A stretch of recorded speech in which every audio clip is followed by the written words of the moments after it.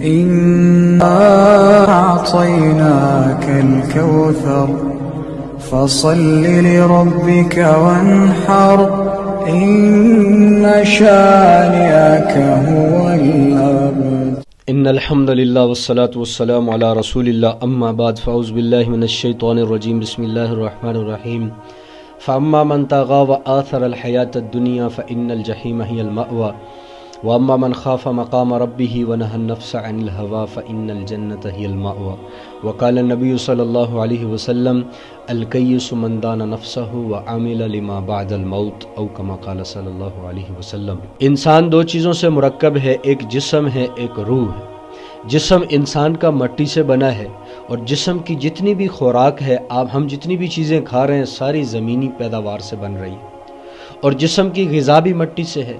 پھر روح آئی ہے آسمان سے اور روح کی غذا بھی آسمان سے ہے۔ تو جیسے روح کی غذا کیا ہے؟ نماز ہے، روزہ ہے، حج ہے، زکوٰۃ ہے، سچ ہے، جھوٹ سے بچنا ہے، غیبت سے بچنا ہے، یہ ساری چیزیں روح کی غذا ہے۔ اس جسم کے لیے جو کھایا جا رہا ہے اس کا قیامت والے دن حساب ہوگا۔ قیامت والے دن تین چیزوں کا حساب نہیں ہوگا، ایک اس چیز کا جس نے ضرورت کے بقدر کھایا ہے، دوسرا جس نے ضرورت کے بقدر پہنا ہے، تیسرا جس نے ضرورت کے بقدر گھر بنایا ہے۔ ان کا حساب قیامت والے دن نہیں ہوگا۔ پھر جسم کا حساب قیامت والے دینا ہے، بتاؤ کیا کھایا، کیا پیا، کیا پہنا۔ لا تزول قدم عبد یوم القیامہ حتی یسأل عن اربع، قیامت کے دن ابن آدم کے قدم اپنی جگہ سے ہل نہیں سکتے، چار باتوں کا جواب نہیں دے لے گا۔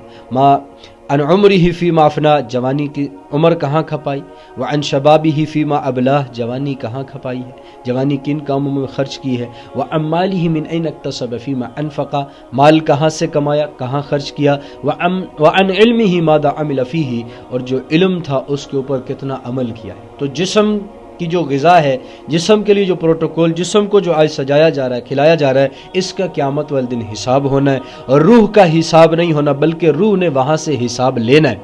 کیونکہ جو نماز پڑھ رہے ہیں اس کا قیامت والے دن بدلہ ملے گا، جو روزہ رکھ رہے ہیں قیامت والے دن نعم البدل ملے گا، جو تلاوت کر رہے ہیں قیامت والے دن اس کا نعم البدل ملے گا، اور ان چیزوں کا نعم البدل اللہ کی رضا اور جنت ملے گی۔ تو آج لوگ محنت کس چیز کی کر رہے ہیں؟ جسم کی محنت کر رہے ہیں، اس کے لیے ہزاروں روپے کے سوٹ خریدتے ہیں برانڈڈ، اس کو سلا کر پہنا جاتا ہے، ہزاروں روپے کے جوتے، ہزاروں کی گھڑیاں اور پتہ نہیں طرح طرح کی چیزوں سے اپنے جسم کو آراستہ کیا جاتا ہے، اپنے جسم کو خوبصورت بنانے کے لیے مزین کیا جاتا ہے، لیکن روح کی محنت نہیں ہے۔ صحابہ کرام نے محنت جو کی تھی نا، اپنی ذات پر محنت کی تھی، ذات پر محنت کی ایسی کہ رضی اللہ عنہ ورضوا عنہ، اللہ نے کہہ دیا۔ ہم نے دنیا پر محنت کی، لوہے کا جہاز بنا کر ہواؤں میں اڑا دی، لوہے پہ محنت کی، کیسی گاڑیاں بنا دی، لکڑی پر محنت کی، کیسے فرنیچر بن گئے، کیسے ممبر بن گئے، کیسے خوبصورت دروازے کھڑکیاں بنا دی۔ چیزوں پر محنت کی، اپنی ذات پر محنت نہ کی، اپنی روح پر، دل پر نہ محنت کی۔ اس وجہ سے آج مسلمان زوال کا شکار ہے، اس وجہ سے آج مسلمان ہر جگہ مار کار ہے۔ تو اپنی ذات پر محنت کرنا، اپنی نفس کی اصلاح کی ہر وقت فکر میں لگے رہنا۔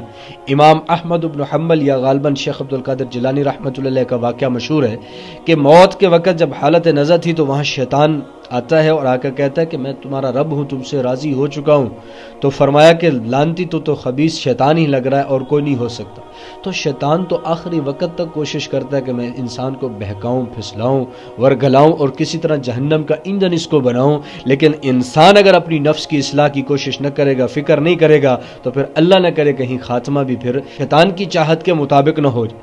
تو نفس کی اصلاح ضروری ہے، اپنی ذات پر محنت کریں، اپنی روح کو سجائیں، اپنے دل کو چمکائیں۔ دل کو دیکھو، عورتیں گھروں کے اندر جھاڑو لگاتی، یہ دکان کے اوپر بندہ روزانہ جاتا ہے، جھاڑو کرتا ہے تاکہ دکان کی چمک آئے، شیشوں کو چمکاتا ہے، اس کے اوپر پانی لگاتا ہے، اخبار لگاتا ہے زیادہ چمک کے لیے۔ تو ہم دیکھیں ہم اپنی روح کو کتنا چمکا رہے ہیں، ہم اپنے دل پر کتنی محنت کر رہے ہیں۔ اللہ کے نبی نے فرمایا کہ جسم کے اندر ایک گوشت کا لوتھڑا ہے، اگر وہ ٹھیک ہو جائے سارا جسم کے اعضاء ٹھیک ہو جائے۔ سن لو، وہ دل ہے، وہ دل ہے، وہ دل ہے۔ دل ٹھیک ہوگا تو ہاتھ ظلم کی طرف نہیں اٹھیں گے، دل ٹھیک ہوگا تو پاؤں ظلم کی طرف نہیں اٹھیں گے، دل ٹھیک ہوگا تو آنکھ سے غلط نہیں دیکھیں گے، دل ٹھیک ہوگا زبان سے جھوٹ نہیں بولیں گے، دل ٹھیک ہوگا کانوں سے غلط نہیں سنیں گے، دل ٹھیک ہوگا کسی کا حق نہیں کھائیں گے، دل ٹھیک ہوگا تو ساری عبادات کو ہم مکمل اللہ کے حکم کو حضور کے طریقے کے مطابق پورا کریں گے۔ تو اپنی ذات کو پر محنت کرنا، اپنی ذات کو اعلیٰ بنانا۔ صحابہ نے اپنی ذات پر محنت کی، موت کے وقت کہنے فزت ورب الکعبہ، میں تو کامیاب ہو گیا رب کعبہ کی قسم۔ اور جنہوں نے اپنی ذات پر محنت نہ کی، دنیا پر محنت کی، موت کے وقت لوگوں کے حالات بھی سامنے آتے ہیں، کوئی کچھ کہہ رہا ہوتا ہے، کوئی کچھ کہہ رہا ہوتا ہے، تو موت کے وقت زبان سے وہی ظاہر ہوتا ہے جو دل کے اندر ہوتا ہے۔ تو آپ دل کو سجائیں، آپ روح کو چمکائیں، اور نفس کی اصلاح ہر وقت فکر مند رہیں۔ اور نفس کی 3 قسمیں ہیں۔ ایک نفس مطمئنہ ہے جو اس چیز کا شوق کرتا ہے، رب کے دیدار کا شوق رکھتا ہے، اللہ سے ملاقات کا شوق رکھتا ہے، نیکی میں آگے سے آگے بڑھنے کا شوق رکھتا ہے، یہ نفس مطمئنہ ہے۔ اور اسی کے بارے میں کہا یا ایتھا النفس المطمئنہ ارجعی الی ربک راضیۃ مرضیہ، اے وہ نفس، اے وہ روح جس نے اپنے آپ کو کھپایا دنیا کی 4 دن کی زندگی کے اندر، آج وہ لوٹے اس حال میں رب کو راضی کر رہی تھی، رب اس سے راضی ہو چکا، میرے صالحین نیک بندوں میں اور جنت کے اندر داخل ہو جائے۔ دوسرا نفس نفس لوامہ ہے، اور نفس لوامہ کبھی تو ایمان آسمانوں کو چھوتا ہے، کبھی نماز پڑھنے کو بھی دل نہیں کر رہا ہوتا۔ حضرت حنظلہ رضی اللہ تعالیٰ عنہ گھر سے نکلے اور کہہ رہے تھے نافقہ حنظلہ نافقہ حنظلہ نافقہ، ابو بکر صدیق مل گیا، حنظلہ کیا ہوا؟ اور عرض کی کہ ابو بکر صدیق حضور کی مجلس میں ہوتے ہیں، ہمارا ایمان آسمانوں کو چھو رہا ہوتا ہے، جنت کا شوق ہوتا ہے، جہنم کا خوف ہوتا ہے، گھر میں آتے ہیں بیوی بچوں کے ساتھ مشغول ہو جاتے ہیں تو وہ کیفیات نہیں رہتی۔ ابو بکر صدیق نے فرمایا کہ میرے ساتھ بھی یہی معاملہ ہے، چلو حضور کی مجلس میں۔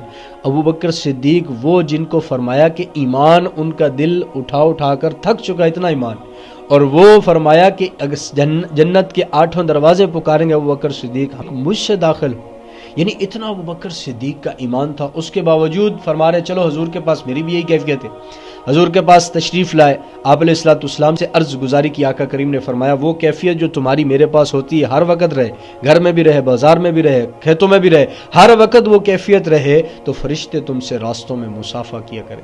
تو نفس لوامہ قرآن کے اندر ولا اقسم بنفس اللوامہ، قسم کھاتا ہوں نفس لوامہ کی، اللہ قسم کھا رہے۔ تیسرا ہے نفس امارہ، نفس امارہ ہر وقت برائی کا حکم دیتا ہے، جھوٹ بول رہے، غیبت کر لے، دھوکہ دے لے، فراڈ کر لے، یہ برائی کر لے، بدنظری کر لو، گانا سن لو، یہ کام کر لو، وہ برائی کر لو۔ تو نفس امارہ ہر وقت انسان کو کس پہ لے کے آتا ہے؟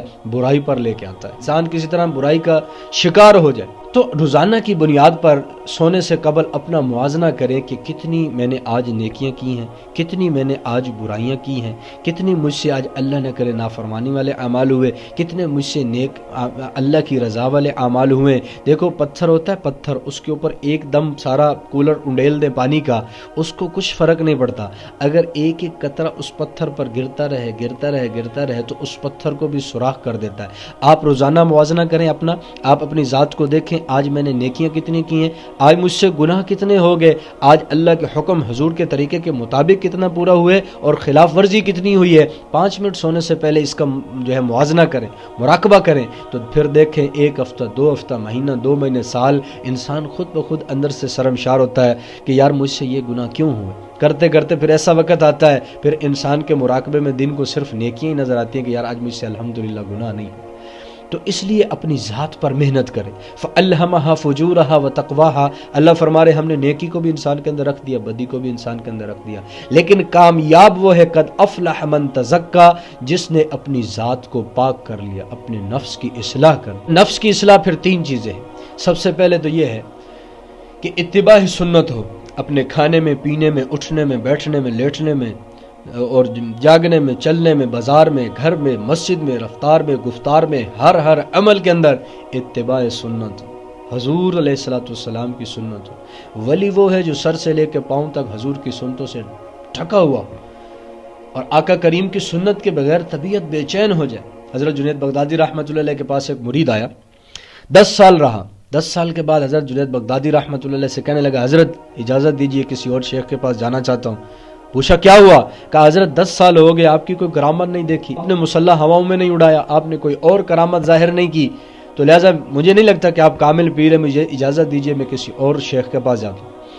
تو جنید بغدادی رحمۃ اللہ علیہ نے فرمایا کہ مجھے ایک بات بتاؤ کہ ان 10 سالوں کے اندر ہم بھی دیکھیں، ہم یہ کہہ سکتے ہیں 25 سال 30 سال 50 سال کی زندگی گزر گئی، کیا ان 25 سال 30 سال 50 سال کی زندگی کے اندر ہم بھی یہ کہہ سکتے ہیں جو جنید بغدادی اس بندے کو صرف اسی کے 10 سالوں کی مقدار بتا رہے ہیں، کیا تو نے جو میرے پاس 10 سال گزارے ہیں، ان 10 سالوں کے اندر حضور علیہ الصلوۃ والسلام کی سنت کے خلاف کوئی عمل دیکھا ہے؟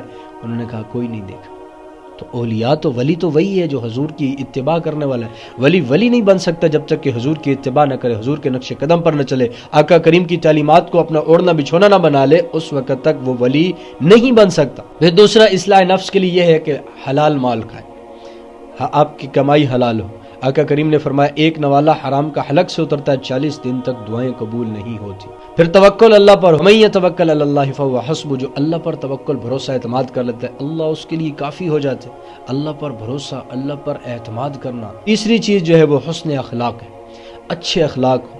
آپ علیہ الصلوۃ والسلام نے فرمایا کہ اچھے اخلاق والا قیامت والے دن میرے قریب ہوگا، اور اچھے اخلاق والے کا حضور علیہ الصلوۃ والسلام کو قیامت والے دن جنت میں پڑوس بھی ملے گا۔ پھر اصلاح نفس کی 4 اصول ہیں۔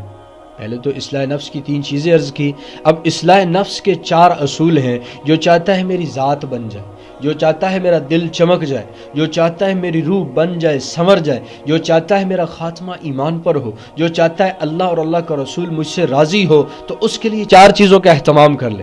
سب سے پہلے تو مشارطہ ہے۔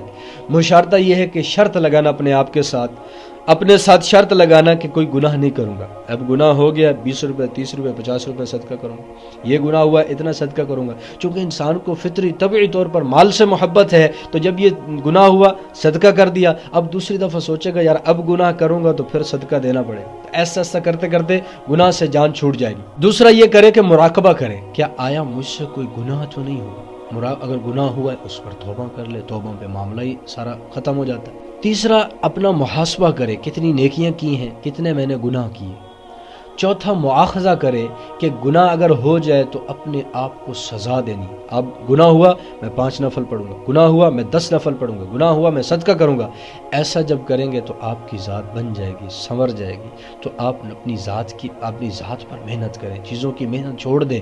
بہت محنت ہو چکی ہے چیزوں کی، اب ضرورت اس چیز کی کہ انسان اپنے دل پر محنت کرے، اپنی روح پر محنت کرے۔ تو رمضان المبارک کے نیک مہینے کے اندر آپ روح کی محنت کر سکتے ہیں، دل کی محنت کر سکتے ہیں، روزے کے ذریعے، تلاوت کے ذریعے، سچ کے ذریعے، صدقے خیرات کے ذریعے۔